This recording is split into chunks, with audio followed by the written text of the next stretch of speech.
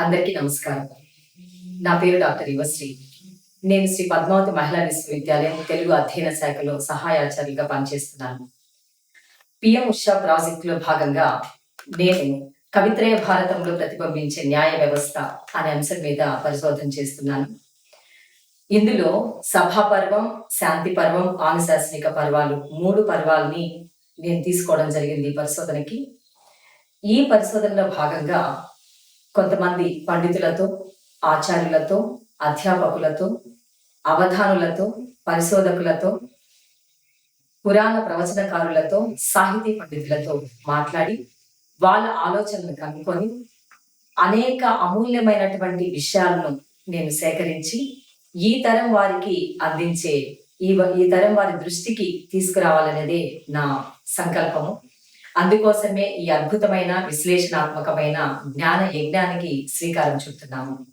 ఈరోజు మన ముందు ప్రముఖ కవి, రచయిత, తెలుగు సాహిత్యంతో పాటు తమిళ సాహిత్యాన్ని పండించుకున్నటువంటి పండితులు, జ్ఞాన నేత్రముతో అన్నింటినీ దర్శించి విశ్లేషించగలిగినటువంటి సమర్థులు, శ్రీ వెంకటేశ్వర విశ్వవిద్యాలయం తెలుగు అధ్యయన శాఖ విశ్రాంతాచార్యులు, మా గురువులు ఆచార్య చెక్కంపూడి మునిరత్నం గారు ఈ కార్యక్రమానికి వారికి ఆహ్వానం పలుకుతున్నాను.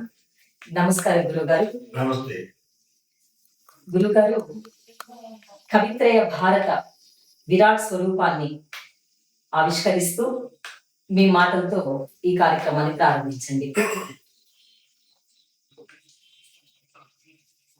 భారతము, భాగవతము, రామాయణము భారతీయ సాహిత్యానికి పట్టుకోవడం. అందులో భారతం ఒక విద్యా సర్వస్వం. యదిహాస్తి తదన్యత్ర ఎన్నేహాస్తి నతత్పచి అని ఒక నానుడి. అంటే ఈ భారతంలో ఉండేది మాత్రమే అన్ని చోట్ల ఉంటుంది, ఇక్కడ లేనిది ఎక్కడా ఉండదు అని అభిప్రాయం. ఈ భారతాన్ని ప్రతి వాళ్ళు కూడా తమ ధోరణిలో భావించడం జరిగింది. ధర్మాన్ని తెలిసిన వాళ్ళు ఈ ధర్మశాస్త్రం అన్నారు. అధ్యాత్మ విధులు, ఇది అధ్యాత్మ శాస్త్రం అన్నారు. నీతికో విధులు నీతి శాస్త్రం అన్నారు. కవులు ఇది మహాకావ్యము అన్నారు. లాక్షణికులు ఇది సర్వలక్షణ సంగ్రహము, అన్ని లక్షణాలకు సంగ్రహించడం జరిగింది అని చెప్పారు. ఐతిహాసికులు ఇది ఇతిహాసము అని చెప్పారు. పౌరాణికులైతే ఇది పురాణ సముచ్చయం, అన్ని పురాణాల యొక్క సమాహారము అని చెప్పారు. ఆ విధంగా వేదవ్యాస మహర్షి ఈ మహాభారతాన్ని రచించినాడు. ఇదే ఆపత్యం. ధర్మతత్వజ్ఞులు ధర్మశాస్త్రం బని ఐతి అధ్యాత్మ విధులు వేదాంతమనియు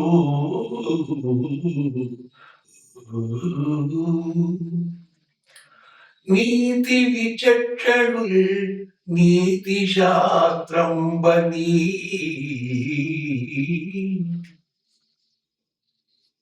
కవి ఋషభులు మహాకావ్యమనియు లాక్షణికులు సర్వలక్ష్య సంగ్రహమని ఐతిహాసికులు ఇతిహాసమనియు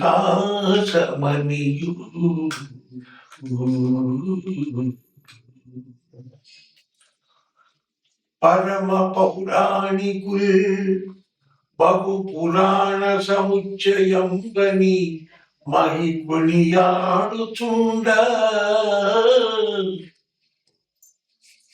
వివిధ వేద తత్వవేది వేదవ్యాసుడు ఆదిముని పరాశరాత్మజుండు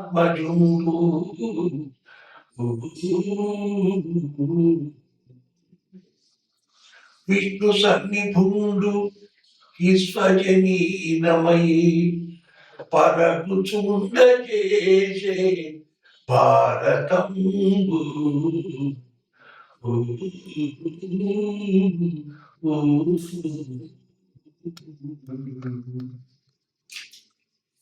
నన్నయ్య రచనకు వస్తే నన్నయ్య రచనలో కవీంద్రులంతా కూడా దీనిలోనే కవిత్వం గురించి ఆలోచించినారు. ఇతరులు దీనిలో అక్షరమ్యత ఏ విధంగా చోటు చేసుకునింది అని చెప్పనే ప్రయత్నించినారు. అనేక సూక్తులతో నన్నయ్య భట్టు ఈ ఈ మహాభారతాన్ని జగద్దితంబుగా, అంటే చాలా మంది ఏమనుకుంటున్నారంటే రాజరాజ నరేంద్రుడి కోసమే ఈ మహాభారతాన్ని నన్నయ్య రాసినాడు అనుకుంటున్నారు. కానీ ఆయన అట్లా చెప్పడం లేదు. జగద్దితంబుగా అంటే లోకానికి హితం కలిగేదానికోసమో, లోకానికి మేలు కలిగేదానికోసమో, లోకం కోసమే ఈ గ్రంథాన్ని వెలించినట్టు నన్నయ్య అని చెప్పి ఒక పద్యం భారతంలో మనకు కనిపిస్తుంది. సారమతి కవీంద్రులు ప్రసన్న కథా కవితార్థయుక్తిలో నారసి మేలునా ఇతరులక్షర రమ్యత నాదనింప నానా రుచిరార్థ సూక్తి నిధి నన్నయ్య భట్టు తెనుగుణను మహాభారత సంహిత రచన బంధురుడయ్యే జగద్దితంబుగన్.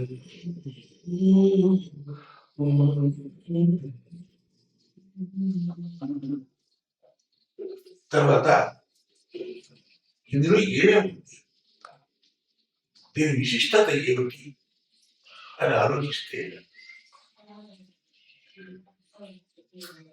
సూత మహర్షి సత్రయాగ సందర్భంలో శూరకారులకి భారతాన్ని, భాగవతాన్ని, ఇతర పురాణాలు చెప్పాడు.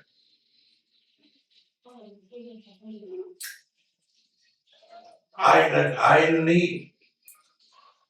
వీళ్ళంతా చేరి మాకు ఒక మంచి కథ చెప్పండి, ఎటువంటి కథ కావాలి మీకు అంటే వాళ్ళు కోరినారు. ఏం చెప్పారు?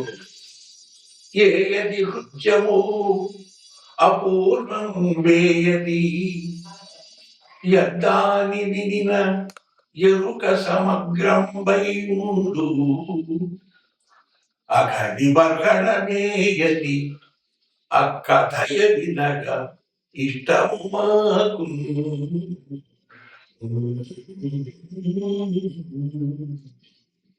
అని చెప్పారు. అంటే ఆ కథ వింటే ఆ కథ మా హృదయంలో అతుక్కుపోవాలి, అట్లే హృదయంలో ఉండిపోవాలి. అటువంటి కథ కావాలమ్మా. అపూర్వం. ఇంతకుముందు ఆ కథ వ్యాప్తిలో ఉండి ఉండకూడదు, కొత్తగా ఉండాలి. దేన్ని వింటే జ్ఞానం సమగ్రం అవుతుందో అటువంటి గొప్ప జ్ఞానాన్ని, సమగ్రమైన జ్ఞానాన్ని మాకు అందించే కథగా ఉండాలి.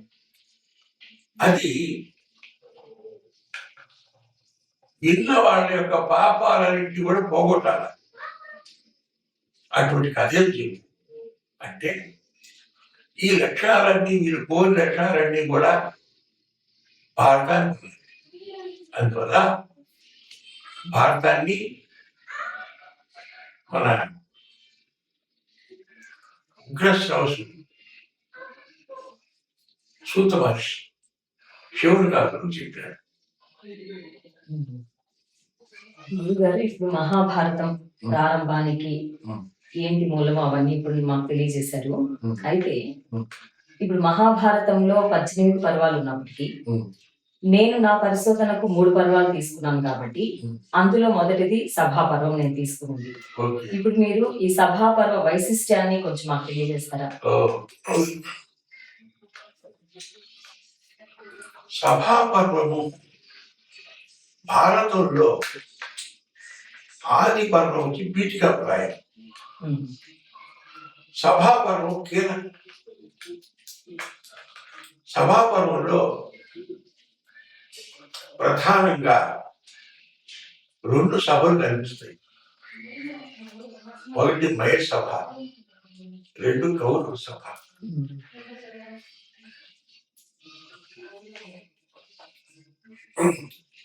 అగ్నిదేవుడు దేవేంద్రుడి కాండవనాన్ని దహనం చేసేటప్పుడు మయుడైన రాక్షసుడు దాని దొరుకుతాడు. అతన్ని కృష్ణార్జునుడు కాపాడాడు. అందువల్ల ఆ కృతజ్ఞత దృష్టితో మయుడు ఒక సభను నిర్మించాడు. కృష్ణుడు చెప్తే ఒక సభను నిర్మించాడు. ఎక్కడంటే ఇంద్రప్రస్థపురంలో ఆ సభ ఉంది. ఆ సభ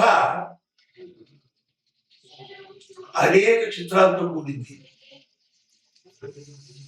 నీళ్ళు చోట లేనట్టు కనపడి, నీళ్ళు లేని చోట ఉండేట్టు కనిపిస్తుంది. ఆ విధంగా ఇది చిత్రాలతో ఉంటుంది. ఆ సభలో ధర్మరాజు గురువు తీశాడు.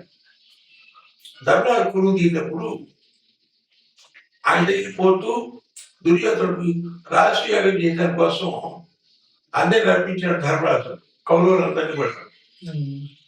అప్పుడు భీష్ముడు వాళ్ళందరూ వచ్చారు. అప్పుడు దుర్యోధనుడు వచ్చాడు.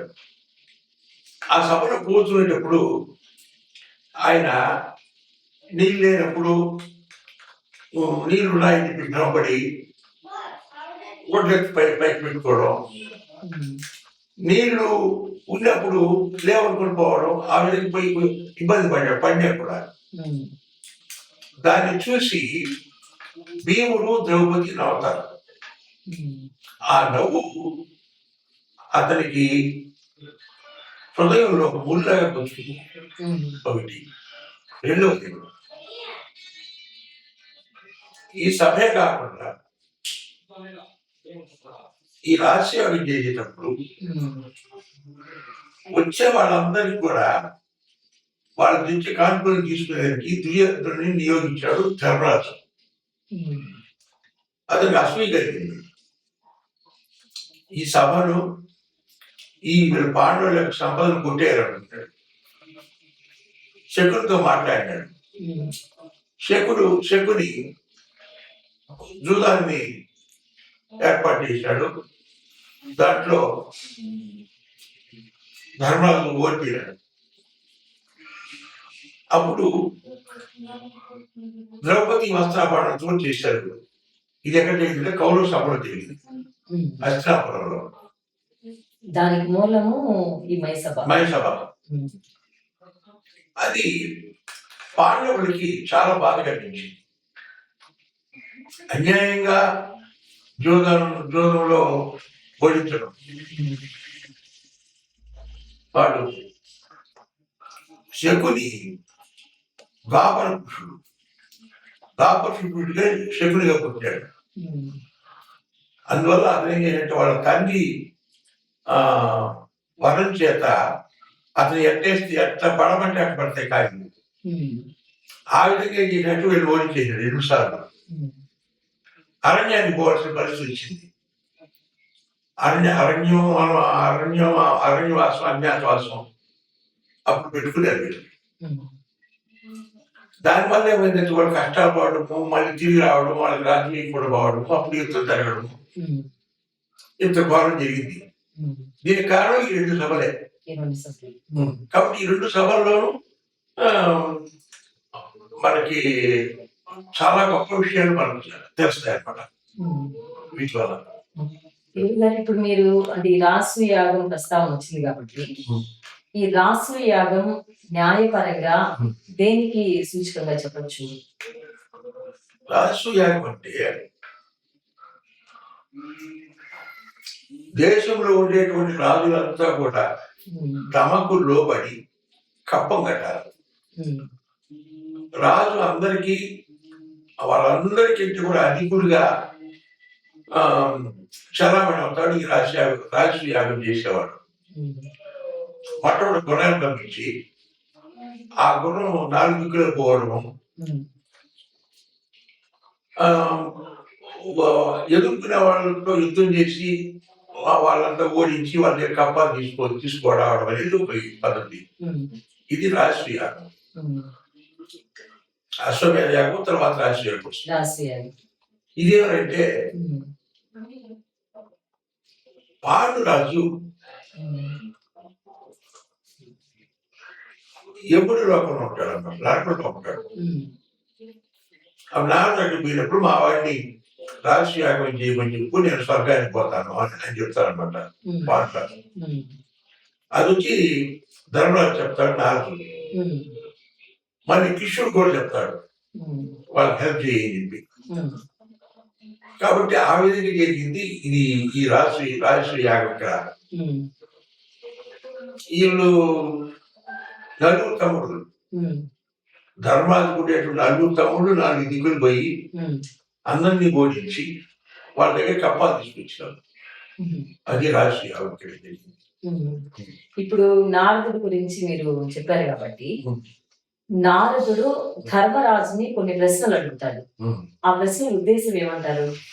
ఆ ప్రశ్న ఉద్దేశమా ఉమ్, అంటే ఏంటంటే రాజకీయ వ్యవస్థ ఉమ్, ఏ విధంగా ఉండాలా ఉమ్, అనే అంశాన్ని దృష్టిలో పెట్టుకొని ఇప్పుడు మంత్రులు ఎట్లా ఉండాలా, ఉమ్, మంత్రులు జ్ఞానులుగా ఉండాలా, రాజు అంటే విశ్వాసం కలిగి ఉండాలా, ఉమ్, ప్రజల పట్ల మక్కువ కలిగి ఉండాలా, ఉమ్, ఆ, రాజుకి ఏదైనా ఆపద వస్తే దాన్ని పోగొట్టే వాళ్ళగా ఉండాలి. ఉమ్, అటువంటి వాళ్ళగా రాజులు ఉండాలి, మంత్రులు ఉండాలని చెప్పి ఉమ్, దృష్టిలో పెట్టు. నీకు అటువంటి మంత్రులు ఉండాలా ఉమ్, అని అడుగుతారు. ఉమ్, తర్వాత ఉమ్, శత్రువులు ఓడించినప్పుడు ఉమ్, వాళ్ళ దగ్గర నుంచి 6వ వంతు కప్ప తీసుకోవాలట. ఉమ్, అంటే ఆమె తీసుకుంటున్నావా అని చెప్పి చెప్తారు. ఉమ్, ప్రజల దగ్గర కూడా 6వ వంతు వాళ్ళ యొక్క పంటలు వీటిలో ఆలయంలో 6వ వంతు తీసుకోవాలి రాజు. ఉమ్, అది తీసుకుంటున్నావా ఉమ్, అని అడిగాడు. అంటే ఏమన్నారు, ఈ రాజు ఒక మంచి వ్యవస్థను కలిగి ఉండాలి, ఉమ్, అప్పుడే రాజ్యపాలన సక్రమంగా జరుగుతుంది ఉమ్, అనే ఉద్దేశంతో ఉమ్, ఆయన ఇటువంటి ప్రశ్నలు వేశాడు. ఉమ్, తర్వాత రాజుకు వచ్చి గూఢచార వ్యవస్థ చాలా బాగుండాలి. వేగులు అంటారు కదా వాళ్ళకి. వేగులు అంటారు. ఉమ్, ఉమ్, గూఢచార వ్యవస్థ చాలా బాగుండాలి. ఉమ్, గూఢచారిగానే రహస్యంగా చెల్లించేవాడు అని అర్థం. ఉమ్, ఎవరు తెలియకూడదు. ఉమ్, మన సీని అంటాం చూడండి, ఉమ్, ఉమ్, అది అన్నమాట. వాళ్ళు పొరుగు రాజులు ఎట్లుంటారు, ఉమ్, మన దేశం పట్ల వాళ్ళు ఎట్లా ఏమైనా పండగలు పనుతున్నారా, ఉమ్, మోసం చేయడానికి ప్రయత్నిస్తున్నారా, ఉమ్, అదంతా తెలుసుకుంటా ఉంటారు వాళ్ళు. ఉమ్, మళ్ళీ ప్రజలు రాజు పట్ల ఎటువంటి అభిప్రాయం కలిగి ఉంటారు, ఉమ్, దేశంలో ఎటువంటి పరిస్థితులు ఎట్లున్నాయి, ఉమ్, ఇవన్నీ తెలుసుకుని వచ్చి రాజు చెప్పాలి వాళ్ళు. ఉమ్, వీటిని ఆధారం చేసుకుని రాజు స్పందించాల. ఉమ్, శత్రువుల అంశాలా, మా ప్రజలకు ఏం అవసరం ఉంటే ఆ అవసరం తీర్చాల. ఉమ్, అందుకే రాజుని చారుచక్షుడు అంటారు. ఉమ్, గూఢచారులే కళ్ళు కలిగిన వాడు, తన కళ్ళు గూఢచారులే. కూడా చాలా